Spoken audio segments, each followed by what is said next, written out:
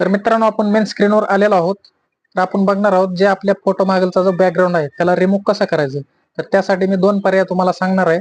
ते 2 पर्याय वापरून तुम्ही तुमच्या फोटो मागलचा बॅकग्राऊंड नकोसा बॅकग्राऊंड तुम्ही रिमूव्ह करू शकता. तर मित्रांनो, व्हिडिओ पूर्ण बघा.